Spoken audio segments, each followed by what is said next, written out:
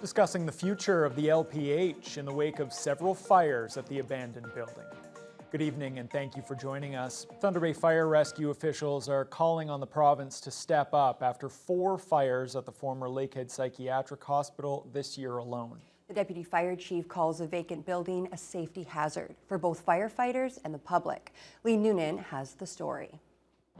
Well, all vacant properties in the city are a concern for Thunder Bay Fire Rescue. The city's firefighters have attended 5 calls at the old Lakehead Psychiatric Hospital this year, and 4 of those calls were fire-related. The job is often dangerous, but Deputy Fire Chief Dave Torini says vacant buildings come with particular risks, with the utilities shut off and a lack of maintenance. The LPH presents some unique hazards as well because of the nature of the occupancy. It used to be designed to keep people in, so we have firefighters going in to respond to calls, and it's difficult to get egress points or access points for us to get in and out of the building. We have actually had one staff member sustain an injury at one of the fire incidents.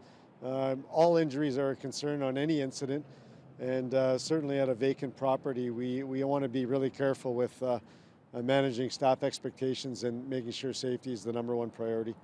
The building has been unoccupied for 6 years and is still owned by the province.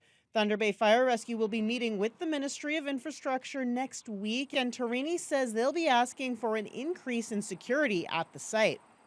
People are trespassing, gaining entry into the building, and lighting fires in various locations in the LPH building itself. We will be talking about scene security, how they go about securing the building, how quickly they can secure the building after people have gained entry, and perhaps posting security on site round the clock.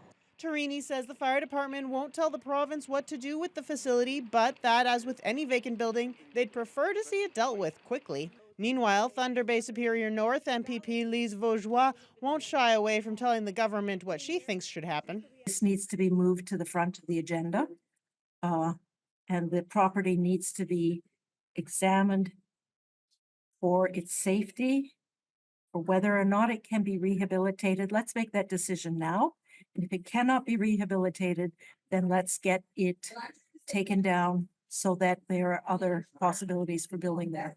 Vaugeois says she'll be bringing the issue to Queen's Park as soon as the fall session opens, and she encourages residents who want their voices heard to reach out to her office in the coming weeks. Lee Noonan, TBT News.